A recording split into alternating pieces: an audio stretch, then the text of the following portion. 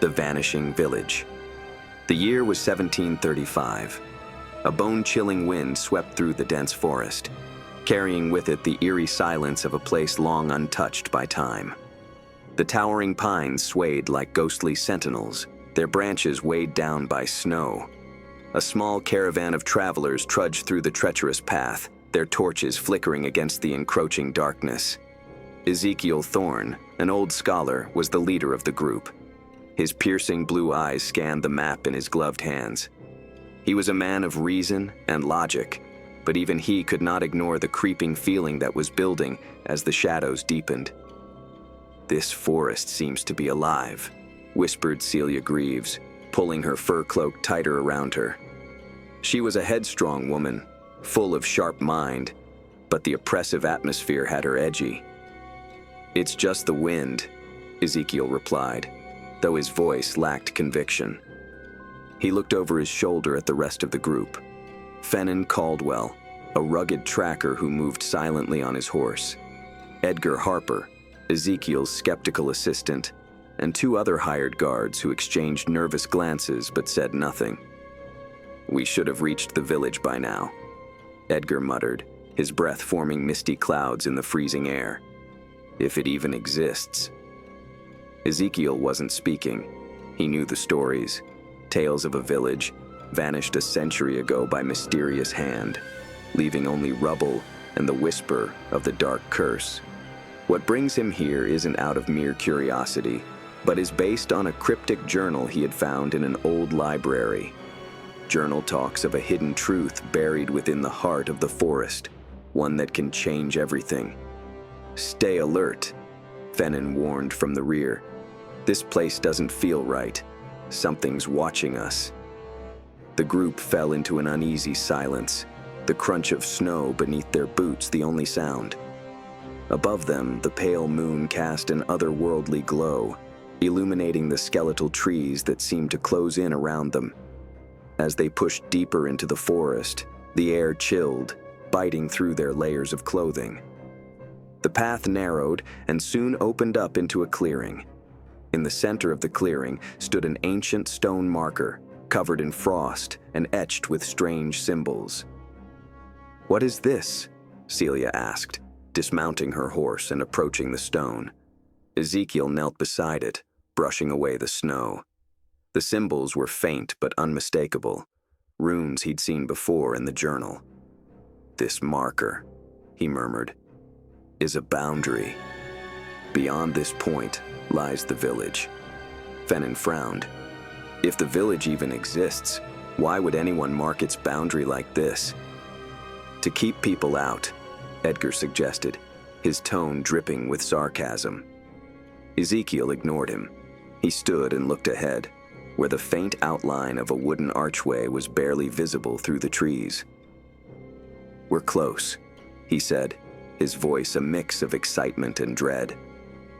As they passed through the archway, an overwhelming sense of unease settled over the group. The forest here was unnaturally quiet, the usual sounds of wildlife eerily absent. Celia stopped dead in her tracks, her eyes wide. "Do you hear that?" she breathed. The others halted, straining to listen. At first, there was nothing but the sound of their own breathing. Then, faintly, like a whisper carried on the wind, they heard it, a haunting melody. "It's a lullaby," Celia said, her voice barely above a whisper. "It's coming from the village." They came out of the forest into a small, barren clearing. The village lay in front of them, veiled in mist. The houses were in ruins, with their thatched roofs fallen in and their wooden walls charred as if burned by fire. An old well stood at the center, its stone rim cracked and overgrown with moss. "This place hasn't been touched for years," Fennan said, his voice barely above a whisper. Ezekiel approached the well, his boots crunching over frost-covered ground. Something was off here, as if the very air was watching them. He peered into the darkness of the well, half expecting to see something staring back. Celia wandered toward one of the houses, drawn by the faint flicker of light in its broken window. "There's someone here," she said, her heart pounding. Impossible, Edgar sneered, but his voice cracked. Celia entered the room, the wooden floor groaning beneath her. Inside, the air was heavy with the stench of rot.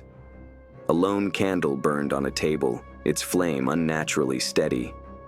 Beside it lay a book, its cover cracked and faded. Ezekiel went inside, but his gaze immediately fell upon the book. He opened it very carefully and caught his breath as he recognized the symbols inside. "It's the same language as the journal," he said. This is it. This is what we came for." "What does it say?" Celia asked, her voice trembling. Just as Ezekiel could have given a reply, a low guttural sound echoed through the house. They froze, their eyes darting toward the doorway. Fennon entered the house with his rifle drawn. "Something is out there," he breathed. "I saw a movement in the trees." "What kind of movement?" Edgar asked, looking pale. "Not human," Fennon replied. "It was too fast, too. Unnatural." Ezekiel closed the book and tucked it into his satchel. "We need to go," he said firmly. As they stepped outside, the air grew heavier, and the mist thickened about them like a living thing. The lullaby rose louder, its haunting tune echoing through the clearing. A shadow darted across their path, too fast to see. The guards raised their weapons, shaking. "Show yourself!" Fennon shouted, but there was no response. Then, without warning, one of the guards screamed. They turned to see him being dragged into the forest by an unseen force, his cries fading into the darkness. Panic set in. "Run!" Ezekiel yelled, leading the group back toward the archway. But the path they'd come from was gone, swallowed by the mist. "We're trapped," Celia whispered, her voice trembling. Ezekiel rummaged through his pocket for the journal, and with trembling fingers, he began to flip through its pages. He opened his eyes wide at what he read on those scribbled words. "The village is alive. It consumes all who enter. The only way out is through the well." "The well," he mumbled. "It's the key." "You want us to go down there?" Edgar exclaimed. "Are you insane?"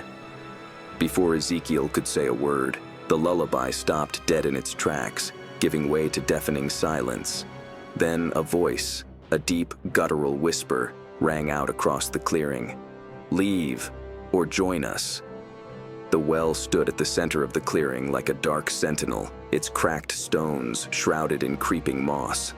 The group stood frozen, the haunting words echoing in their minds. "Leave, or join us." Ezekiel clasped the journal tightly, his breath now coming in shallow gasps. He turned to the others, their faces pale, eyes darting nervously between the mist and the ominous well. "We have no choice," he whispered to the others. "If the journal is correct, there's only one way out, and that's through the well." "You're telling us to climb into that thing?" Edgar snapped, his voice laced with panic. "Do you hear yourself, Ezekiel?" "We're surrounded," Celia injected in measured, urgent tones. "If there's even a chance the well leads to safety, we have to take it."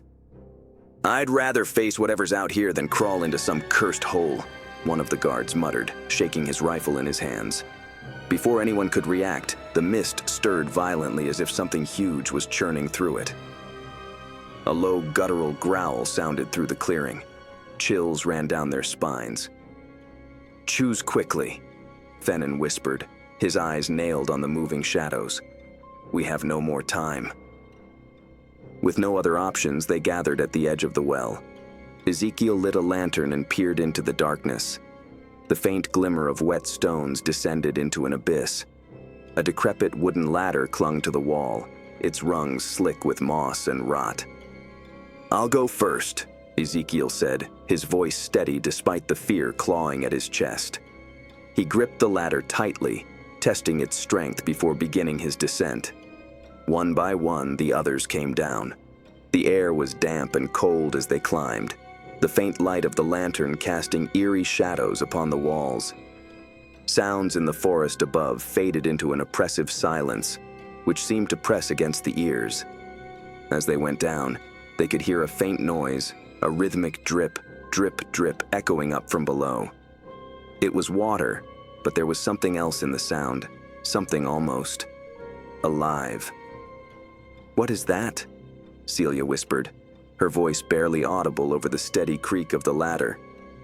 "Don't look down," Fennin warned, though his own gaze was fixed on the abyss below.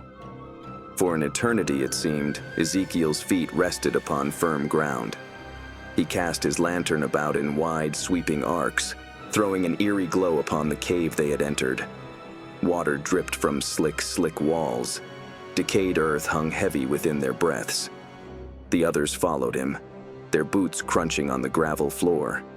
The cavern was massive, the ceiling lost to darkness. Strange markings ran along the walls, something like the runes on the stone marker above. "What is this place?" Edgar asked, his voice quivering.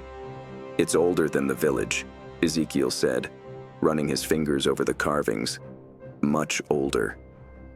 And with its exit now framed by more of these queer, glowing symbols, a passageway led into greater depths of the earth, a dripping sound that ran in rhythm with her racing thoughts deepening here. "Do we follow it?" Celia asked, a reflexive grip on the knife hilt. "We don't have a choice," Ezekiel replied, stepping into the passage. They walked cautiously, the lantern casting flickering shadows on the walls. The air grew colder, and each breath formed clouds of mist. The hum grew louder, resonating in their bones. Then they saw it, a massive circular door carved into the rock, its surface covered in intricate patterns. In the center was a hand-shaped indentation, as if inviting someone to touch it. Ezekiel hesitated, his hand hovering over the indentation. "This door, it's mentioned in the journal," he said. "It's a gateway, but I don't know where it leads." "Do we have any other options?" Celia asked, glancing nervously behind them. Before anyone could respond, a deafening roar echoed through the tunnel. The ground trembled, and a gust of icy wind rushed past them, extinguishing the lantern. Panic erupted in the darkness. "Light it! Light the lantern!" Edgar shouted, his voice cracking. "I'm trying!" Ezekiel fumbled with the flint, his hands shaking. A sudden guttural growl came from the tunnel behind them, followed by the sound of claws scraping against stone. "Move!" Fennin barked, shoving the group toward the door. Ezekiel struck the flint, and the lantern flared to life just as the creature lunged into view. It was massive, its form barely discernible in the flickering light. Glowing red eyes pierced the darkness, and its gnarled limbs moved with unnatural speed. "Open the door!" Celia screamed. Ezekiel pounded his hand into the indentation. For a moment, nothing happened. Then, with a grinding of stone, the door began to slide open, revealing a blinding light. "Go!" Ezekiel shouted, pushing the others through the doorway. They stepped into the light, their eyes watering as they adjusted. When the light went away, they were in a huge underground chamber. The walls were covered with ancient glowing crystals. The air was warm and heavy, full of an unseen energy hum. An altar stood in the center of the room, its surface covered with more of the strange runes. Above it floated a translucent sphere, pulsing with light. "What is this place?" Edgar asked, his voice barely above a whisper. "It's not just a village," Ezekiel said, his eyes wide with wonder and fear. "It's a gateway. This place. It's a bridge between worlds." The ground shook violently even before anyone could say something, and the creature from the tunnel burst into the chamber. Its form was clear now, a grotesque blend of shadow and flesh with jagged teeth lining up its jaws. "We can't fight that!" Fennin shouted, raising his rifle. "We don't have to," Ezekiel said as he kept his eyes set on the sphere. "This is what it protects. If we destroy it, we might break the curse." Celia paused, her knife at the ready. "Are you sure?" "No," Ezekiel said, his voice low. "But we don't have another choice." As the creature charged, Ezekiel snatched a stone from the ground and hurled it at the sphere. The impact sent a shockwave through the chamber, knocking everyone to the ground. The creature let out a deafening roar, its body disintegrating into wisps of shadow. The crystals lining the walls shattered, plunging the chamber into darkness. As the dust settled, so too did the group. It was back in that clearing, but above ground, though the village had turned to dust and grass over where it once was, with the air now completely still and silent, and with that oppressive feeling dissolving. "It's over," Celia said, her voice heavy with doubt. "It's just beginning," Ezekiel returned, clutching that journal. The clearing had become a barren, wind-swept field. Gone was the looming mist. The eerie stillness left over the group was an unsettling shroud. They breathed in shallow puffs, the air crisp and fragrant, but overlain with the faint scent of earth and decay. "What just happened?" Edgar muttered, his voice tinged with disbelief. "The village is gone," Celia said, her gaze scanning the horizon. "But I can't shake the feeling that we're not safe yet." Ezekiel knelt, tracing the frostbitten ground with his fingers. The journal said the village was a bridge. Destroying that sphere might have severed the connection, but he trailed off, as if forgetting what he had wanted to say. "But what?" Fennin demanded, grip on his rifle tight. "But something doesn't feel right." Ezekiel raised the journal, flipping its yellowed pages. "There's more here than the village. It mentions echoes." "Echoes of what?" Celia asked, although her tone said she was in two minds about this. "Of us," Ezekiel whispered, his eyes glazed away. The wind began to pick up, and with it came an unsettling sound, a faint hum, like the murmur of voices just beyond hearing. The group stiffened, their gazes darting around the empty field. "Do you hear that?" Edgar asked, his voice trembling. "It's the wind," Fennin said, though he didn't sound convinced. "No," Celia interjected. "It's not just the wind, it's—" She froze, her eyes widening as a figure materialized in the distance. Initially, it was only a silhouette against the pale moonlight. But as it moved closer, the details became horrifically clear. It was one of the missing guards, his face twisted in agony. His body jerked along with jerky, unnatural motions, like strings being pulled by an invisible puppeteer. "Help! Me!" the figure rasped, its voice a grotesque imitation of human speech. "Don't move!" Fennin shouted, raising his rifle. The figure stopped, its head tilting unnaturally to one side. Then, with an ear-splitting screech, it lunged forward. Fennin fired, the shot ringing out across the field. The figure collapsed, its body dissolving into a swirling mass of shadows that dissipated into the wind. "What was that?" Edgar gasped, his face pale. "An echo," Ezekiel said grimly, closing the journal. "A fragment of whatever still lingers here." They gathered their belongings and started moving, their steps cautious as they left the barren field behind. The forest loomed ahead, its skeletal trees casting long, twisted shadows in the moonlight. "We need to find shelter," Celia said, her voice steady but urgent. "There's no going back," Ezekiel said. "The journal says the only way out is forward. We have to keep moving." The silence was unnaturally quiet. Night sounds, those natural calls of nocturnal animals in particular, were absent. There, in that oppressive stillness, every step seemed like a ringing in the face. As they moved in, the hum came back. This time it was louder, and the trees seemed to close in around them, their twisted branches forming grotesque shapes. Shadows danced at the edges of their vision, moving too fast to be fully caught. "What is this place?" Edgar whispered. "It's not just a forest," Ezekiel said, eyes scanning the darkness. "It's alive."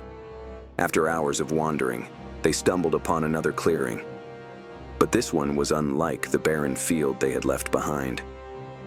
In the center stood a ring of ancient, cracked mirrors, each one reflecting a distorted version of the forest. "This doesn't feel right," Celia said, her hand resting on the hilt of her knife. Ezekiel came up to one of the mirrors, his reflection all wrong. He reached out a hand. The surface wobbled, as if it were water. "What are you doing?" Fennon snapped, tugging on his arm. "Look," Ezekiel said, pointing at the mirror. "It's showing something else." The group huddled around, the distorted reflection easing out of view to reveal the village scene, but not the same. Buildings, whole and unbroken, seemed almost too clean, and well was well. People crossed the streets, their faces unrevealed. "It's in the past," Celia whispered low, before the village disappeared. They sat back as the scene changed. The villagers turned to the well as if controlled by a single mind. They went down, one after another, disappearing in the well. "What do they do?" Edgar quivered. "Something draws them to it," Ezekiel replied.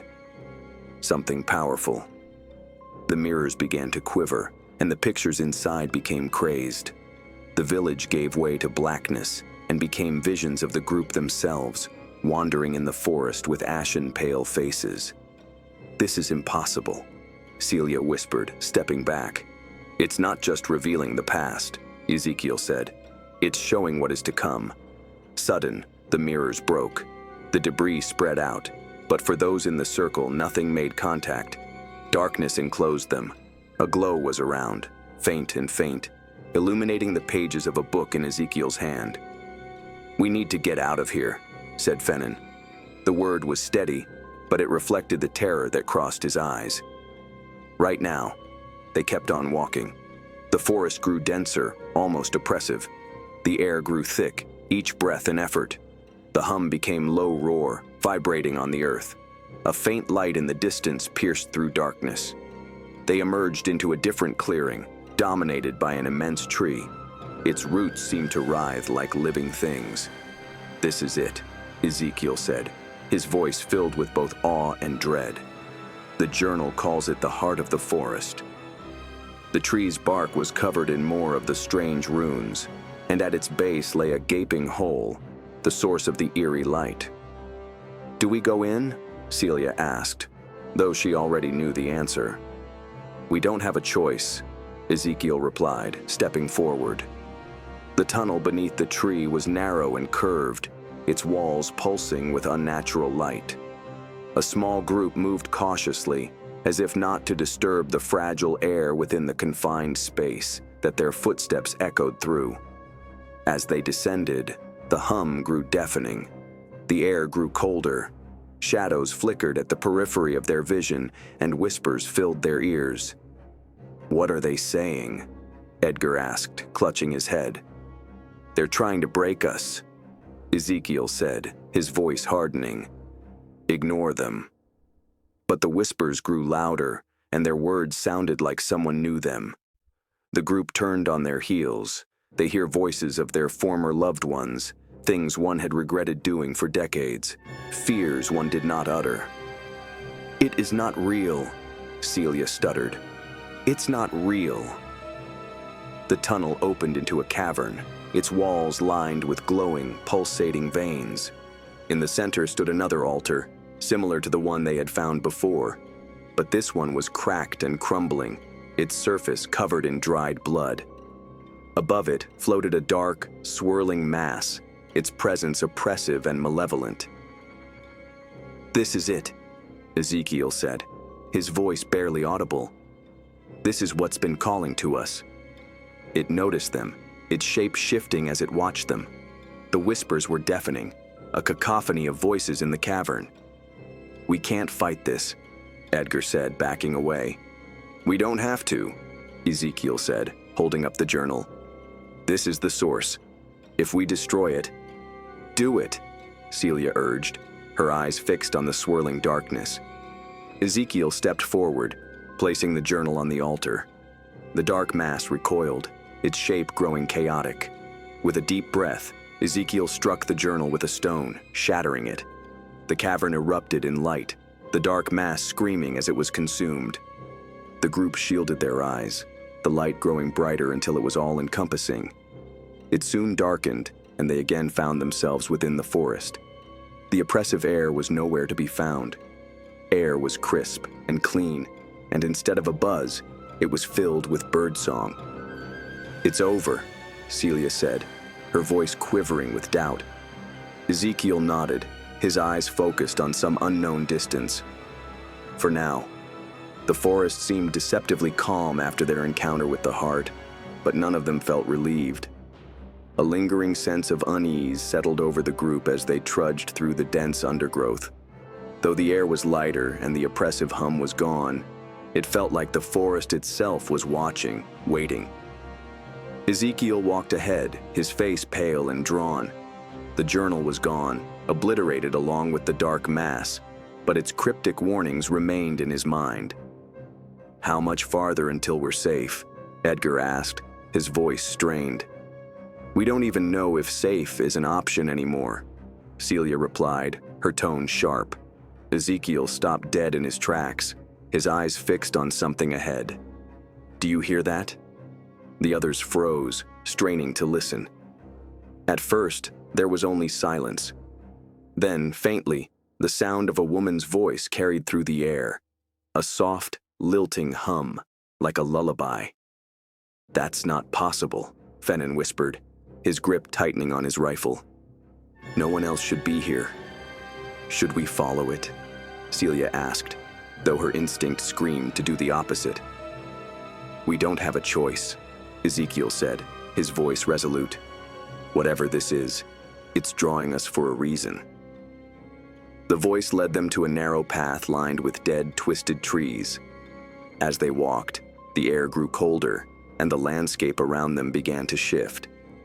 The forest floor, once solid and earthy, became slick with mud, and the trees seemed to sag under an invisible weight. "Does this place feel different to you?" Edgar asked, his eyes darting around nervously. "It feels wrong," Celia replied, her hand resting on the hilt of her knife, "like it's feeding on us." The path opened into a clearing, and the group stopped in their tracks. Before them stood a series of stone archways, each one pulsing with a faint, eerie light. "What are these?" Fennon asked, stepping closer. "They look like doorways," Ezekiel said in a hushed voice. The arches shimmered, and inside each one of them, images began to materialize. They saw glimpses of their own lives, moments of joy, of sorrow, of regret. "It's us," Celia said in a trembling voice. "It's showing us everything." Ezekiel reached one of the arches, helpless before its pull. Inside the shining frame, he could see himself as a little boy, standing beside his parents. It was a memory he had tried to bury, that of his family, consumed by the very darkness they now faced. "This is how it started," he whispered, tears running down his face. The others were silent, but drawn to their own arches. Celia saw holding her young brother, promising to protect him, which she could not keep. Edgar saw his wife, love and forgiveness, on a face that saw many wrongs in him. "These aren't just memories," Ezekiel said to the group, turning back to them. "These are traps. They want us to stay here." "How do you know?" Celia asked, though her hand hesitated near her arch. "Because I've seen this before," Ezekiel replied. "In the journal, these are anchors. If we give in, we'll never leave." Before they could move, the air grew heavy, and the faint sound of footsteps echoed around them. The group turned, their weapons drawn, as shadowy figures emerged from the trees. The figures were indistinct at first, their forms morphing like smoke. It was only as they moved closer that their faces became horribly familiar. "They're us," Edgar said, his voice breaking. The shadowy doubles moved in perfect unison, their faces twisted into grotesque parodies of the group's own. Each step brought them closer, and with jerky movements the result mechanical. "Don't let them touch you," Ezekiel shouted. Grabbing a branch and wielding it like a weapon, the shadows lunged, their forms shifting and elongating as they attacked. The group fought back with everything they had, but the doubles were relentless. "We can't hold them off forever," Celia shouted, slashing at her own distorted reflection. "Heen's way out," Ezekiel said, his eyes scanning the clearing. His gaze dropped onto the arches, and lights flickered wildly as people inside were fighting. "The arches!" Ezekiel exclaimed. "They're the key!" "What are you blabbering about?" Fennin demanded as he fired another round in the darkness. "They have something to do with this place," Ezekiel said. "If we destroy them, perhaps that will sever the link." Ezekiel ran to the nearest arch and struck it with all his strength. The stone cracked, and the image within shattered like glass. The shadowy doubles recoiled, their forms flickering as though destabilized. "It's working!" Celia shouted, joining Ezekiel. They went through each of the arches. The clearing grew darker, darker, with each shattered frame. When the last arch hit the ground, the shadows uttered a collective scream as their forms dissolved into nothing. It was silent, each group member's breaths taken in ragged gasps, the clearing now empty. The oppressive atmosphere had cleared. "Is it over?" Edgar asked hopefully. "Not yet," Ezekiel said, his stare fixed on a faint glow in the distance. "There's still something waiting for us." The glow led them to another path, this one descending into the earth. The air grew colder with each step, and the whispers returned, louder and more insistent. "Stay close," Celia said, her voice firm despite her fear. The path opened into a massive cavern, the walls covered in glowing runes. There was another altar at its center, but it was old and cracked, with its surface covered in strange, shifting symbols. "This is it," Ezekiel said, his voice filled with both awe and dread. "The final piece." As they approached the altar, the whispers grew deafening, and the cavern seemed to pulsate with a dark energy. Ezekiel stepped forward, his hand hovering over the altar. "What do we do?" Celia asked, her eyes darting around the cavern. "The journal mentioned a ritual," Ezekiel said, "but it didn't say what would happen if we failed." "Then we cannot fail," said Fennin, voice firm. "Whatever it takes, we end it now." Ezekiel pressed his hand upon the altar. Runes lighted up. The cavern trembled. A darkness was coming forward out of the shadows. "It's coming," Celia whispered. She tightened her grip upon her knife. It took on a shape, forming a tall figure, its shape twisting and writhing as though it couldn't be contained within their world. "We have to finish the ritual," Ezekiel said, his voice trembling. "Hold it off as long as you can." The group fought with everything they had, their weapons barely making a dent in the creature's shifting form. Meanwhile, Ezekiel chanted the words etched into the altar, his voice rising above the chaos. The creature lashed out, its shadowy tendrils striking with deadly precision. Edgar was thrown against the cavern wall, his body crumpling to the ground. "We're losing!" Fennin shouted, his rifle empty. "Just a little longer." Ezekiel cried, his voice pained. With the final words of the chant on his lips, the altar burst with light, sending it to bathe the creature in brilliant illumination. The cavern groaned and lurched under them, as if the earth itself was beginning to fall in. "Run!" Celia yelled, snatching Ezekiel and shoving him toward the exit. They emerged from the cavern just in time for it to close upon them, swallowing up altar and creature. It was quiet again in the forest. The oppressive feeling was broken. "Is it over?" Celia asked, speaking from a well of exhaustion. "For now," Ezekiel replied, his eyes dimming. "But I don't think this is the end." The forest was unnaturally quiet after the collapse of the cavern. Dawn was breaking, but the light didn't penetrate the thick canopy above. Ezekiel, Celia, and Fennin stood at the edge of the destruction, their bodies battered and their spirits heavier than ever. Edgar was gone, another casualty of the village's curse, and his absence hung over them like a shadow. "This isn't over," Ezekiel said, his voice hoarse. He glanced at the horizon where faint wisps of smoke curled into the sky. The village is still calling us. Fennin gritted his teeth, his rifle slung over his shoulder. After everything we've been through, you're saying we have to go back there? We have no option, Ezekiel replied, clutching the shreds of his map to himself. Whatever unleashed this, it's still active. If we go now, it'll find us. It will never stop. Celia nodded, her face ashen but firm. He's right. We can't run from this. Without another word, the three survivors moved out towards the source of smoke, their footsteps heavy with apprehension. It was as if time had stopped when they came to the village. Vines crawled over the dilapidated houses, with their dark and empty windows. An unnatural mist clung to the ground, swirling about their ankles like a living thing. This place feels alive, Fennin muttered, his voice barely above a whisper. It's more than that, Ezekiel said, scanning the area. The village isn't just a place. It's the heart of all of this. It's feeding off us.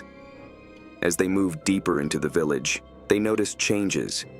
The buildings, once dilapidated, seemed to shift and rebuild themselves, their structures warping as if reacting to their presence. What's happening? Celia asked, her knife drawn. It's waking up, Ezekiel said grimly. It knows we're here. The group followed the map to the center of the village, where an ancient chapel stood, its spire piercing the misty sky. The door was ajar, and a faint glow emanated from within. This is it, Ezekiel said, his voice trembling. Inside, the chapel was in ruins.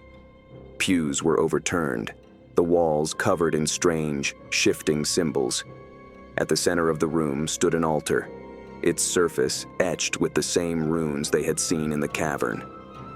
We've seen this before, Celia said, her eyes narrowing. Yes, Ezekiel replied, but this is the source. This is where it began. A low hum filled the air as the symbols on the altar began to glow. The temperature dropped, and the mist outside began to seep into the chapel, coiling around their feet. What do we do now? Fennin asked, his voice tight with fear. We finish it, Ezekiel said, stepping forward. As Ezekiel approached the altar, the mist coalesced into a humanoid form. The figure was tall and gaunt, its features indistinct behind the shifting fog. Its eyes glowed with an otherworldly light, and its voice echoed in their minds. You have come far, the figure said, its tone calm yet menacing. But you cannot undo what has been done. What are you? Ezekiel insisted, his voice steady despite fear clawing at his chest. I am the keeper, the figure said, the guardian of this place, the one who ensures that the cycle continues. We have come to end the cycle, Celia said, stepping beside him. The keeper let out a low, guttural laugh. You cannot end what has no beginning or end. The village is eternal, and so is its curse. The air thickened with energy as the keeper raised its hand, and the runes on the altar flared to life. Shadows erupted from the walls, twisting and writhing as they descended upon the group. Stand your ground, Ezekiel shouted, grabbing a torch from the wall. Fennin fired his rifle, the bullets ripping through the shadows, but seeming to have little effect. Celia slashed with her knife, quick and precise, but the shadows seemed endless. This isn't working, Fennin yelled, his voice panicked. The altar, Ezekiel shouted. We have to destroy it. As the group fought their way to the altar, the keeper stepped in their path. Its form solidified, towering over them, its presence suffocating. You will not defy the will of the village, it declared, its voice thunderous. Ezekiel lit the torch and flung it at the keeper. The flames crackled against its form, and it shrieked at the top of its voice, recoiling for a brief moment. Now! Ezekiel screamed, scrambling to the altar. As he touched the altar, the runes there burned brighter and brighter, and Ezekiel knew what was to be done. It needs a life, he said, his voice quivering. "What are you talking about?" Celia said, her eyes wide with panic. "To break the cycle, someone has to stay," Ezekiel said, his eyes fixed on the altar. "Someone has to take the keeper's place." "No!" Celia exclaimed, grabbing his arm. "There has to be another way." "There isn't," Ezekiel said, tugging free. "This is the only way to end it." Ezekiel's hands touched the altar, and the runes burned brighter than ever. Shadows froze in place, dissolving as the keeper let out one last agonized scream. The chapel shook violently, the walls crumbling as a blinding light filled the room. Celia and Fennin were thrown back, their vision obscured by the brilliance. When the light faded, the chapel was gone. The village was silent. The mist dissipated. Celia and Fennin stood alone, the forest around them still and lifeless. "Ezekiel," Celia whispered, tears streaming down her face. "He did it," Fennin said, his voice hollow. "He ended it." As they came out of the woods, the village became misty and its structures disintegrated into dust. There was nothing left when they crossed the boundary of the woods. They were standing there silently. The weight of everything they had been through hung on them. "Do you really think it's over?" Celia asked, almost whispering. "I don't know," Fennin replied, "but he gave us a chance. We can't waste it." They turned and walked into the rising sun, leaving the village and its curse behind.